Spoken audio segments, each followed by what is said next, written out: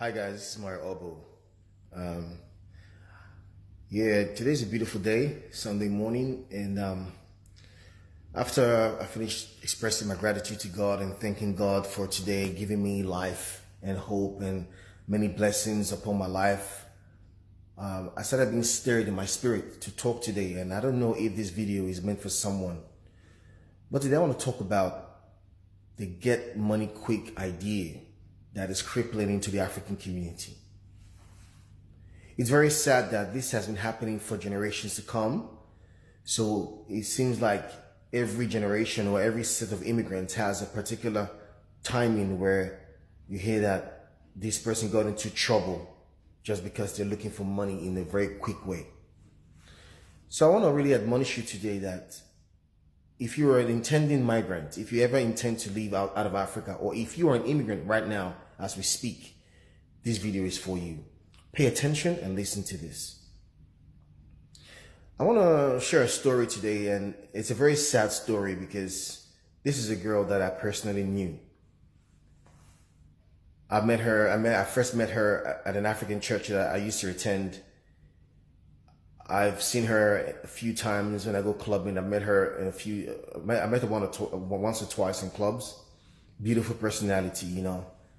And when I was checking her Instagram post some while ago, I could see that she was living the life, man. She was balling. She was driving nice cars. She was wearing expensive clothes. She was traveling, you know what I mean? And I was like, wow, man, God has really blessed this girl. But all of a sudden, one day I came back from work and I was watching the TV and I watched the news, and they were talking about two African girls who were arrested for drugs. And it seems like most of the troubles that we enter, because African people, we're not too big in rape, although there are some of us who do. We're not too big in other crimes, but there's this particular crime that we are known for as a community, and that is the get money quick syndrome. And it is eating too deep into our community, and it is destroying a lot of lives. These two girls, what they did is that they attempted to smuggle drugs into Australia, and they flew in from Qatar, and then they landed in Western Australia through Perth, a place called Perth. Now, when they came in, they had hid the drugs in a suitcase. But when the suitcase went through the scan, the Border Patrol officers observed that the case had some abnormalities in it. So when they opened the suitcase and they checked it, they found that 9 kilograms of methamphetamine, or what we call ice, 9 kilograms of ice was found in their suitcase. Now, what these girls did not know was that the Western Australian government had just passed a law that anybody who brings in a certain amount of drugs into Western Australia will serve a life sentence. They had passed it into law just before these girls landed into Australia. So, and I was looking at her birthday. I was looking through her Facebook page recently when her birthday. You know how your people's birthday dates pop up on Facebook. So I was looking at it, and then I was reading a lot of comments on her birthday. People were writing things like it was so sad, they couldn't believe, you know, that this thing could happen to such a girl. And it is very sad. Even as I'm saying this story, I feel very sad because this girl is someone that I know, and I really liked her personality. She's an amazing girl. But now there is a possibility that she will serve the rest of her life in prison. There is a possibility that the one life that God gave to her, that God has given to us, she may spend that in jail. So today I want to talk to people. I don't know who this video is directed to or who needs to hear this, but it's very strong in me to share this video with you. I know right now, wherever you are, you may be under pressure because maybe there are no jobs in the country where you're in, or you feel like you're running out of time, you're getting old and you don't have anything to show for it, and someone is enticing you, or you're already dabbling into this trap. I want to tell you something, right? Our ancestors told us that any wealth that enslaves the owner is not wealth. You see, when you are broke, when you don't have any money, that's when you start to believe that money is everything. But when you now start to make money, you will find out that money is just an enabler of something. The car that the most expensive car now, the nicest car right now that you're seeing all over you right now, in the next 10 to 15 years, even before then, that car will be outdated and a new one will come in. So you do not let things like that to entice you. What kind of money could you possibly be looking for that you will go to bed afraid?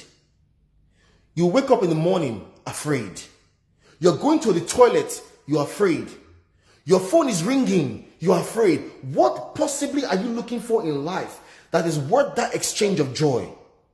What is it that you really need in this world that will make you to live a life like a slave, like you are trapped? What is it possibly that you're looking for that is worth you getting into the trouble of being harassed with the police, and then you're sleeping at night with your kids, and then the police bust you, your kids are sleeping, they're seeing daddy or they're seeing mommy being arrested, being taken away?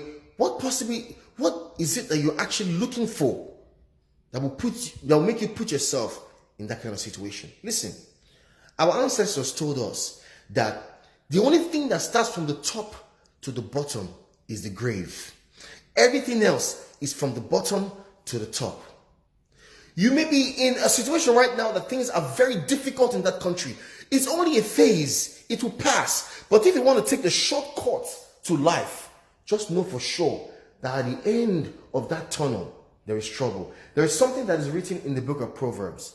It says that wealth gotten from dishonesty is sweet, but later on, it shall be like gravel in your mouth. What is it that you're possibly looking for that will make you to choke later in your life? Why don't you make a turn? If you're listening to this right now and you're already there, I want to admonish you to take a turn with your life. I want to admonish you to turn your life around, because there is dignity in labor. Anybody who is not your friend when you don't have to prove anything to anybody. Anybody who doesn't love you now when you don't have, you don't need to prove your thing to anybody.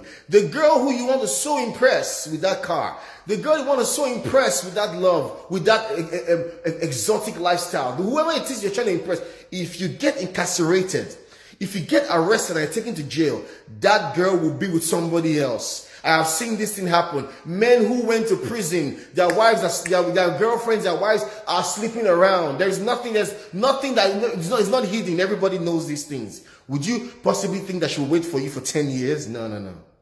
Be wise, okay? Work hard for your life.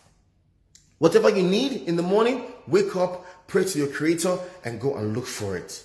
Go and look for it, okay? Because our ancestors, they told us, they said, if you meet a man who is working hard in his old age, who you are seeing before you was a young man who wasted his time and his resources. It's time to be wise. No more again will the devil's money be found in our community. It's time for us to live right. It's time for us to have an education. It's time for us to have a dream and to start thinking generationally. Why? Because life goes on. If you look back, life will continue to go on. May life never go on ahead of us, I pray. May the wisdom of our ancestors guide all African people all over the world until the prophecy of our victory comes to pass. Let us live by the wisdom of our ancestors. I say, my name is Mary Obo. God bless Africa. One love.